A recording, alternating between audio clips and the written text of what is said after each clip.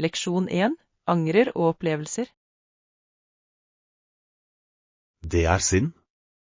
Gikk du tidlig fra arrangementet?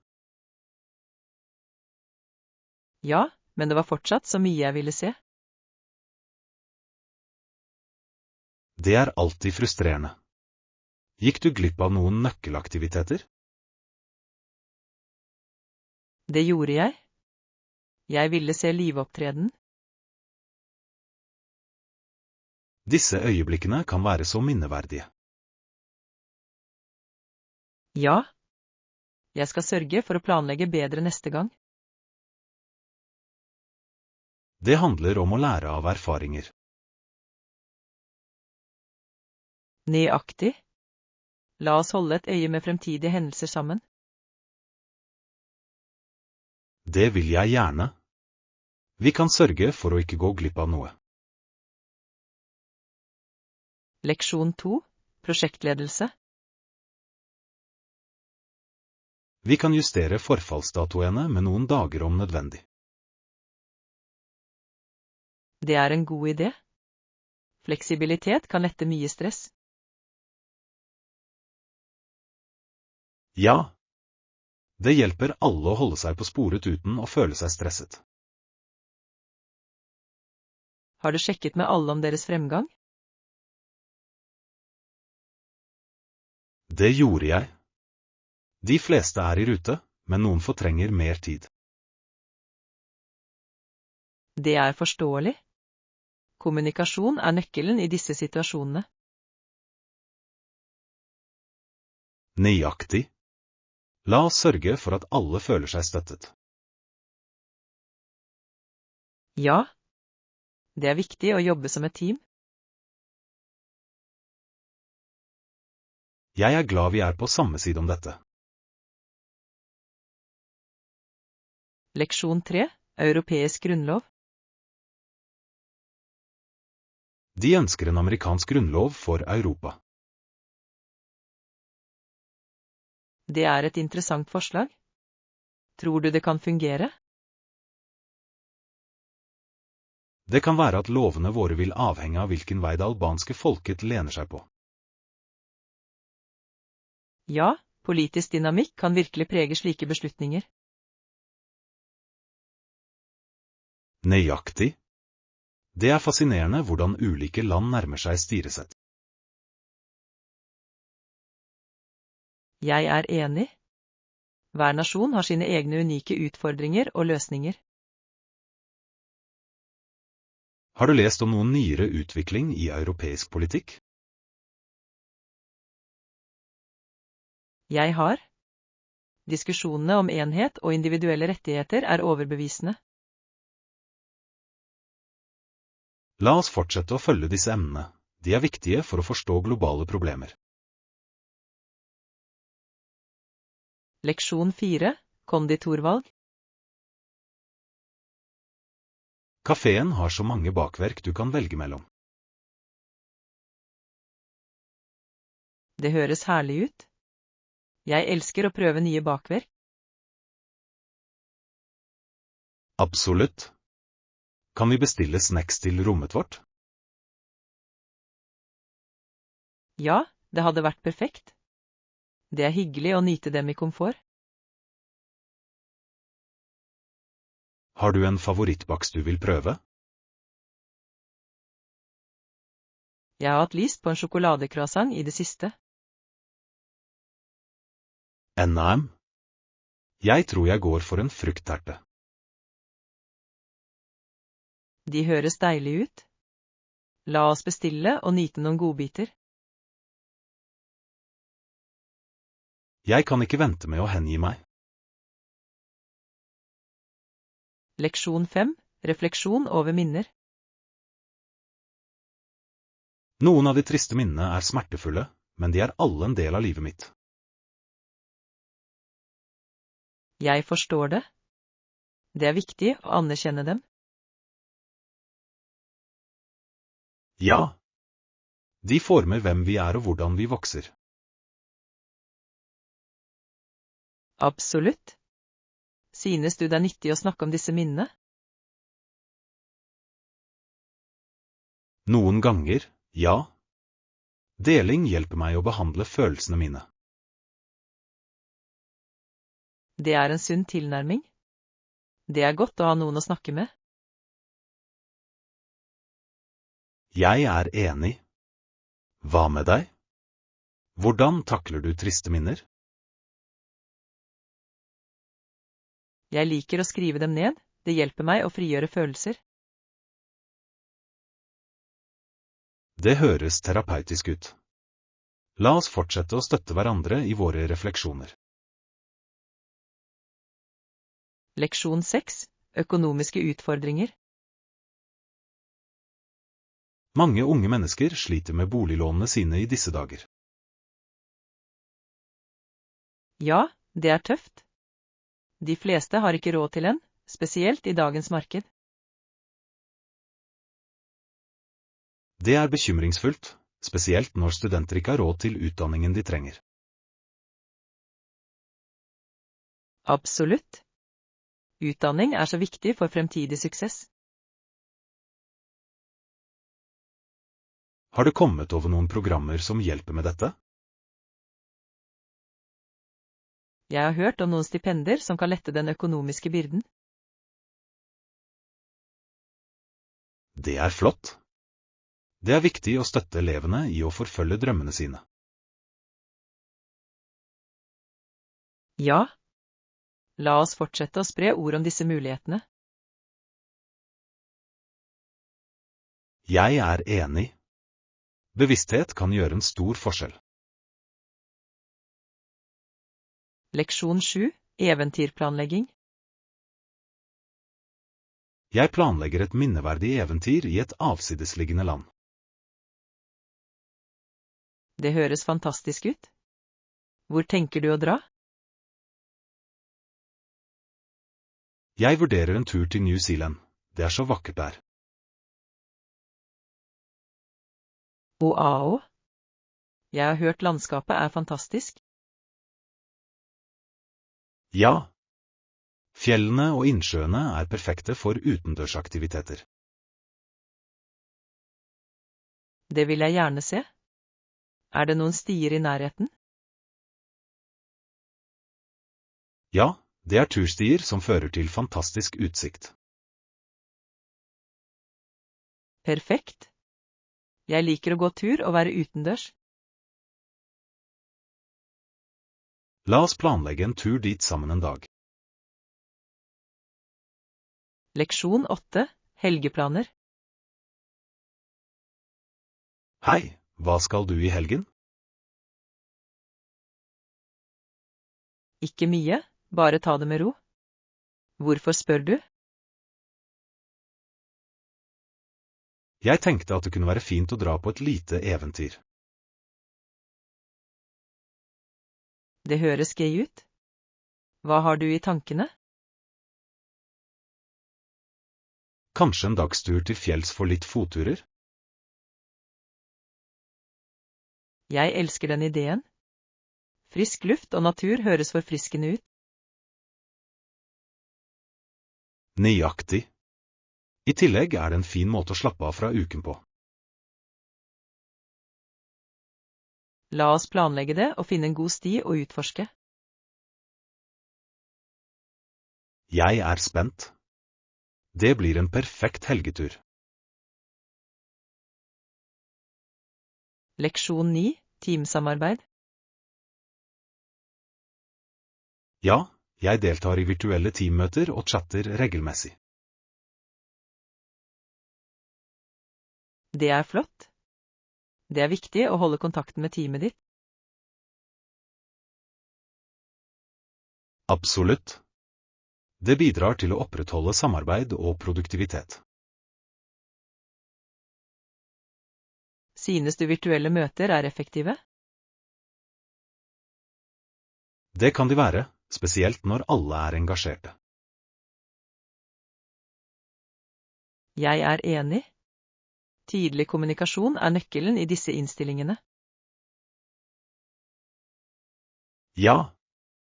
Jeg prøver alltid å komme forberedt med oppdateringer og tilbakemeldinger. Det er en smart strategi. Det holder møtene fokuserte. La oss dele flere tips om hvordan du kan forbedre virtuelt teamarbeid. Leksjon 10. Møtetid. Når skal du rundt 17? Er det praktisk for deg? Ja, det fungerer perfekt for meg. Stor. Da skal jeg sørge for å være klar. Skal vi møtes på kaféen først? Det høres ut som en god plan. Jeg elsker kaffen deres. Jeg også. Det vil være hyggelig å ta igjen en varm drink. Ja, jeg gleder meg til samtalen vår. Samme her. Det er alltid hyggelig å tilbringe tid sammen. Leksjon 11. Ideer til helgetur. Hei. Jeg tenker på å planlegge en helgetur. Noen forslag? Det høres spennende ut. Har du vurdert stranden? Ja. Jeg elsker ideen om å slappe av ved havet. Lyden av bølger er så beroligende. Nøyaktig. Det er en perfekt flukt fra kjas og mas. Hva med en hytte på fjellet? Det kan også være forfriskende. Det er en god idé. Jeg elsker å være i naturen. La oss se på begge alternativene og se hva som passer best. Jeg gleder meg til å begynne å planlegge eventyret vårt. Leksjon 12. Hotellfasiliteter. Er rommene utstyrt med elektroniske fasiliteter? Ja, de har generelt alt du trenger for et komfortabelt opphold. Det er godt å vite. Jeg setter alltid pris på å ha moderne bekvemmeligheter. Absolutt. Det gjør reisen så mye enklere. Synes du vi også bør sjekke om Wi-Fi er tilgjengelig? Ja, det er viktig for å holde kontakten. Jeg er enig. Det er fint å ha det alternativet mens du er på veien. La oss sørge for å spørre om alle fasiliteter når du bestiller. Definitivt. Det vil hjelpe oss å velge det beste stedet å bo. Leksjon 13. Europeiske universiteter. Visste du at det største antallet universiteter i Europa er ganske imponerende? Ja, det har 17 offentlig finansierte universiteter, noe som er mye for et land. Absolutt. Det viser hvor dedisert de er til utdanning. Jeg synes det er fascinerende hvordan ulike land prioriterer høyere utdanning. Definitivt. Hvert universitet har sine egne unike programmer og styrker. Har du vurdert å søke på noen av dem? Jeg har. Jeg er spesielt interessert i deres internasjonale relasjonsprogrammer. Det høres spennende ut. Det er et flott felt, spesielt i dagens verden. Ja. La oss fortsette å diskutere alternativene våre og undersøke videre. Leksjon 14. Budsjetteringsstrategier. Jeg prøver å lage et budsjett og holde meg til det. Det er en smart tilnærming. Det hjelper virkelig med å administrere økonomi. Ja. Jeg prioriterer nødvendigheter fremfor luksus, noe som holder meg på sporet. Absolutt. Det er viktig å vite hvor pengene dine går. Har du funnet noen budsjettverktøy som fungerer bra for deg? Jeg bruker en app som sporer forbruket mitt og hjelper meg med å sette grenser. Det høres nyttig ut. Jeg kan prøve det. Det gjør at budsjettering føles mindre overveldende, helt klart. La oss dele tips om hvordan vi kan forbedre våre økonomiske vaner. Leksjon 15. Reiseovernatting. Noen forslag til overnatting under turen? Vel, jeg hørte at Airbnb tilbyr rimelige alternativer som er ganske fine. Det er en god idé. Å bo på en Airbnb kan gi oss en mer lokal opplevelse.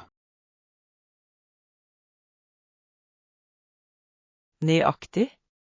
I tillegg kan vi ofte finne steder med kjøkken for å spare på måltidene. Det er sant. Å lage noen av våre egne måltider kan være morsomt. Ja. La oss se etter steder med gode anmeldelser og fasiliteter. Jeg begynner å søke i kveld og dele funnene mine med deg. Perfekt. Jeg kan ikke vente med å finne det ideelle stedet for oppholdet vårt. Det blir en spennende tur. Leksjon 16. Taxitips. Unnskyld meg, jeg er interessert i å bli med på en treningstime under oppholdet. Det er flott. Har du sjekket om det er ledige timer? Ja, jeg hørte at det er flere alternativer i nærheten. Kjempebra. Tenker du på en spesiell type treningstimer? Jeg heller mot yoga eller noe energisk som zumba. Begge er morsomme. Yoga er flott for avslapping, mens zumba er en eksplosjon. Nøyaktig. Jeg tror det ville vært fint å prøve noe nytt. La oss melde oss på en klasse sammen. Det vil jeg gjerne. Det vil være en fin måte å holde seg aktiv på. Bør vi få motstandsbånd også? Det er en god idé. De er allsidige for ulike treningsøkter. Ja. Jeg elsker hvordan du kan bruke dem til styrketrening og tøying. Absolutt. De er også enkle å lagre og ta med på farten. Har du brukt dem før? Leksjon 17. Treningsutstyr. Ja, jeg synes de er veldig effektive for å tone muskler. Det høres flott ut. La oss legge dem til handlelisten vår. Perfekt. Jeg gleder meg til å starte vår nye treningsrutine. Jeg også. Det kommer til å bli morsomt og utfordrende. Leksjon 18. Historisk kontekst. Det er mye å lære om den dødelige egoismen til klasse, sekt eller rase. Ja, det er et alvorlig problem som kan skape betydelige skiller i samfunnet. Absolutt. Å forstå historien hjelper oss å gjenkjenne disse mønstrene. Jeg er enig. Det er viktig å lære av fortiden for å bygge en bedre fremtid. Har du lest noen bøker som utforsker disse temaene? Ja. Jeg leste nylig en roman som tok for seg klassekamp på en tankevekkende måte. Det høres interessant ut. Jeg vil gjerne høre mer om det. Jeg låner den til deg. Det er en flott samtalestarter. Jeg kan ikke vente med å dykke ned i det. Leksjon 19, kunstklasser. Tok du noen kunstkurs for å forbedre ferdighetene dine?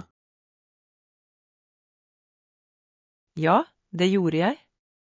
De hjalp meg virkelig med å utvikle teknikken min. Det er kjempebra. Hvilket medium fokuserte du på? Jeg konsentrerte meg om akvarellmaling. Det er så avslappende. Det har jeg alltid hatt lyst til å prøve. Noen tips til nybegynnere? Begynn med enkle motiver og øv på lagfarger.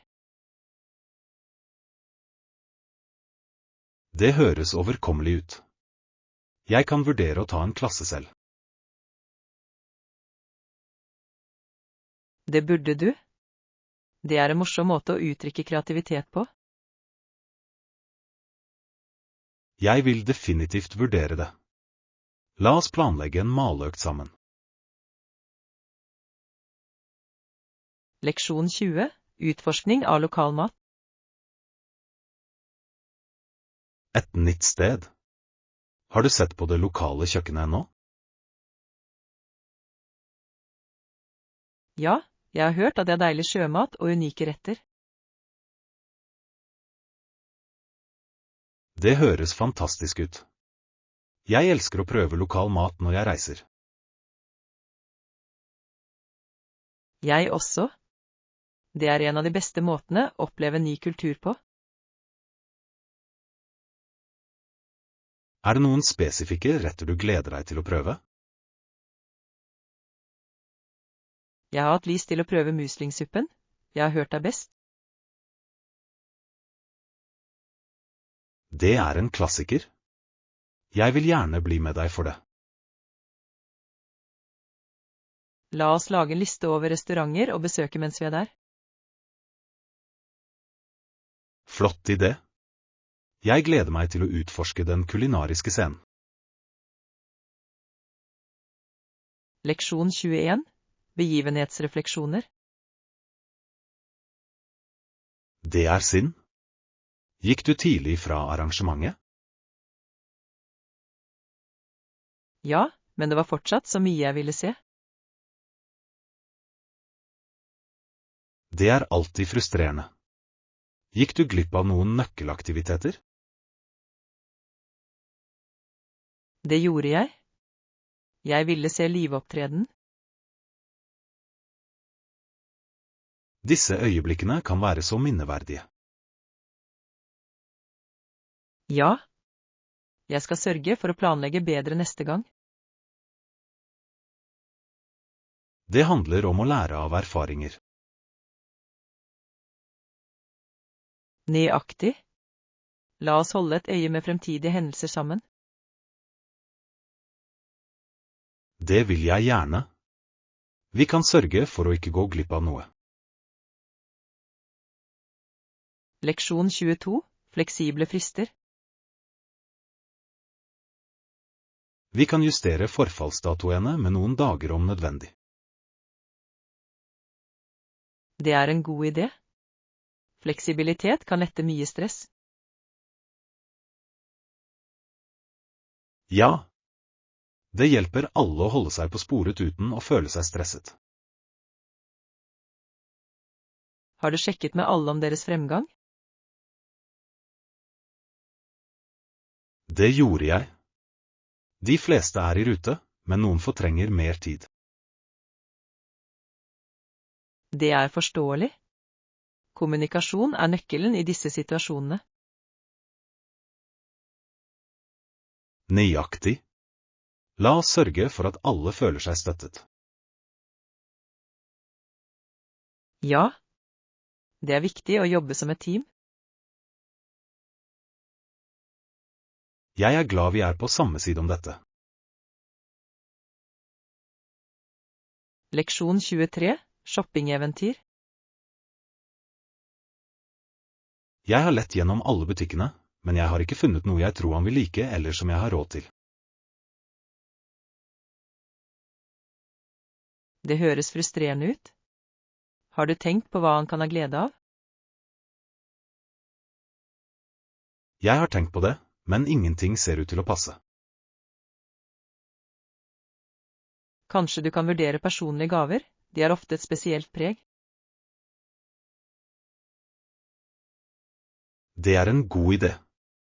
Personlig tilpasning kan få selv enkle gaver til å føles unike. Nøyaktig.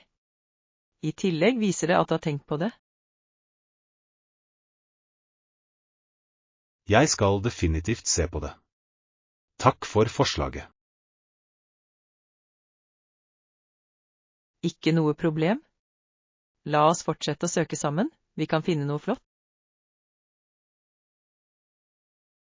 Jeg setter pris på din hjelp. Det er alltid bedre å handle med en venn. Leksjon 24, eventyrinspirasjon. Min glede. Jeg er sikker på at du får et fantastisk eventyr. Takk. Jeg ser virkelig frem til det. Lykke til med planleggingen. Har du valgt hvor du skal gå ennå? Ja, jeg tenker på å utforske fjellene. Det høres fantastisk ut. Den friske luften og naturen vil være forfriskende. Nøyaktig. Jeg gleder meg til å gå en tur og nyte utsikten. Har du noen spesifikke løyper i tankene? Jeg har hørt gode ting om den som fører til fossen. Det høres vakkert ut. Vi burde planlegge en tur sammen en gang. Leksjon 25, duftvalg. Jeg liker virkelig denne blomsterduften. Vil du prøve det? Sikker? Jeg gir det en sjanse. Hva synes du? Jeg tror det passer deg. Det er lett og forfriskende. Takk. Jeg liker blomsterdufter, de føles så oppløftende. Absolutt. De kan virkelig lyse opp humøret ditt. Har du en favorittduft? Jeg elsker sitrusdufter, de minner meg om sommeren. De er flotte. La oss utforske flere alternativer sammen. Leksjon 26, kulinariske herligheter. Delstaten Louisiana er kjent for sin krydrede cajunmat.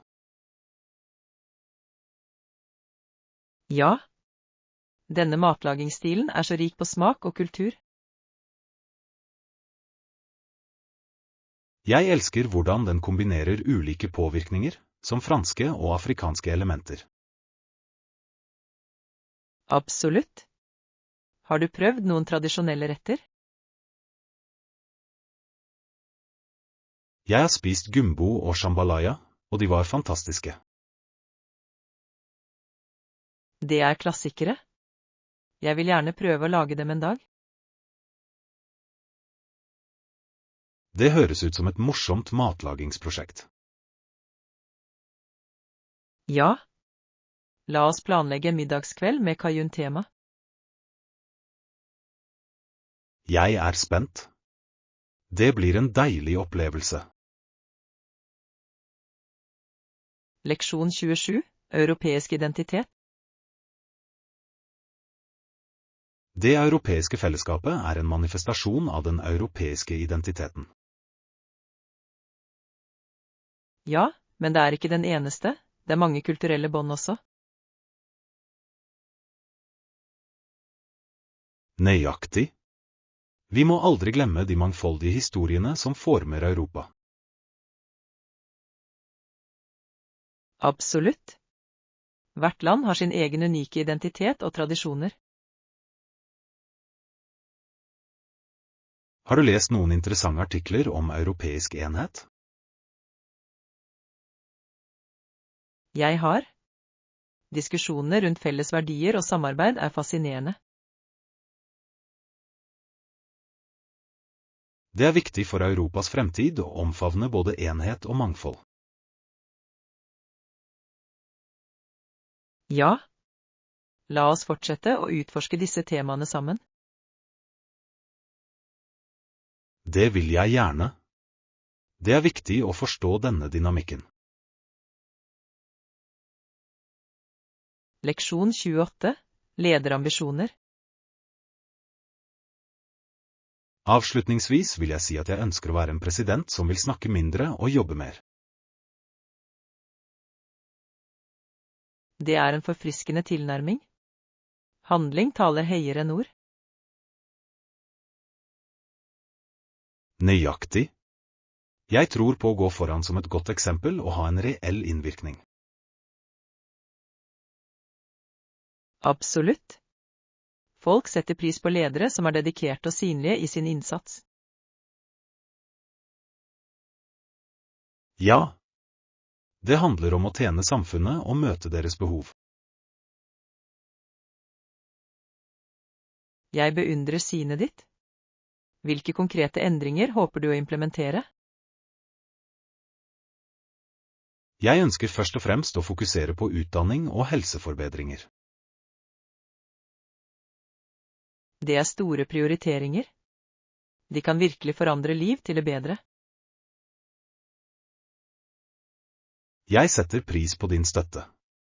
Sammen kan vi gjøre en forskjell. Leksjon 29. Billettkostnader. Hvor mye vil billettene koste? Totalen vil være $20 for arrangementet. Det er rimelig. Jeg er glad det ikke er for dyrt. Ja. Det er en flott mulighet til å nyte litt underholdning uten å tømme banken. Er det noen rabatter tilgjengelig for grupper?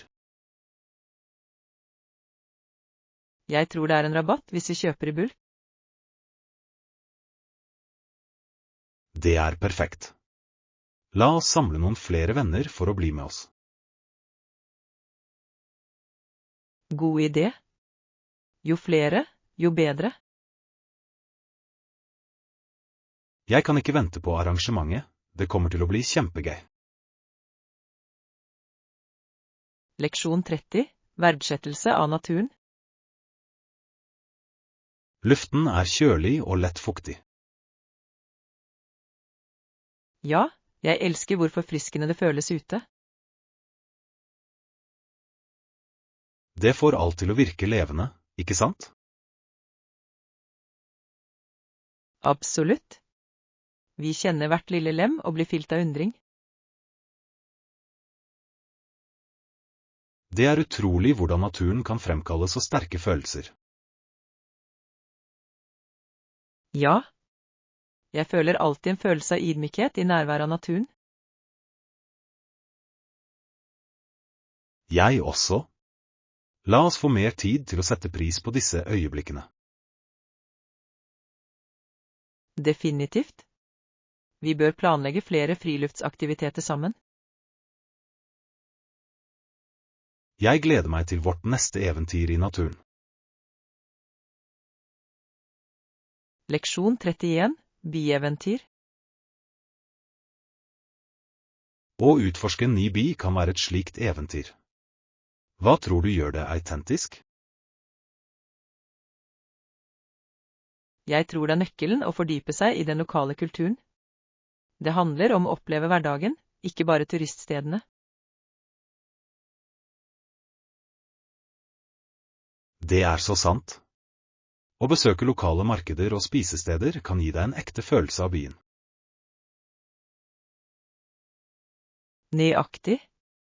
Å snakke med lokalbefolkningen kan også gi innsikt du ikke finner i reiseguider. Har du noen gang hatt en unik opplevelse mens du utforsket en ny by? Ja, jeg ble en gang med på matlagingskurs i en liten by, og det var en morsom måte å få kontakt med kulturen på. Det høres utrolig ut. Jeg vil gjerne prøve noe sånt. Vi bør se etter slike opplevelser på vår neste tur. Definitivt. Det vil gjøre å utforske enda mer minneverdig.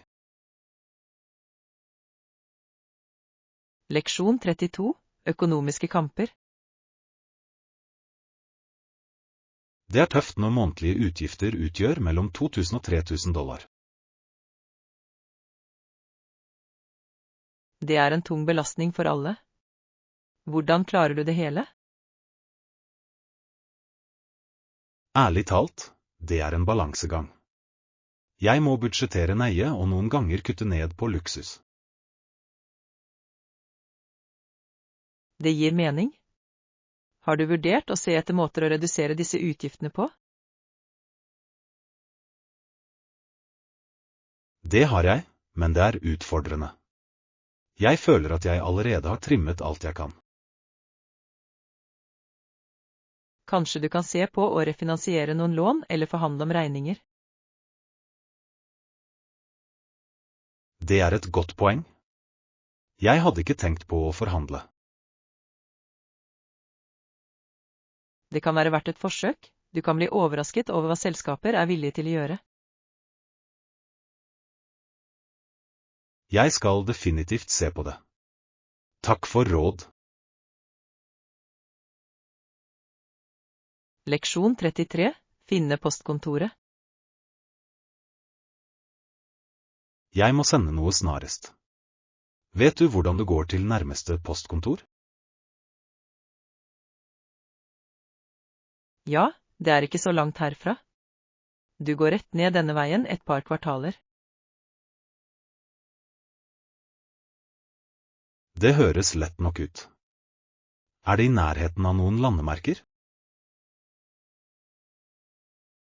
Ja, det er ved siden av matbutikken, så du kan også stoppe der hvis du trenger noe. Perfekt. Hvor lang tid tror du det vil ta å gå dit? Kanskje rundt 10 til 15 minutter, avhengig av tempoet ditt. Det er overkommelig. Er det noen spesifikke timer jeg bør vite om?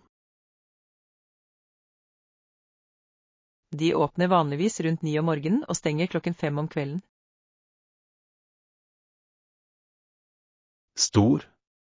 Jeg skal sørge for å gå før de stenger. Takk for veibeskrivelsen. Leksjon 34. Historisk innsikt.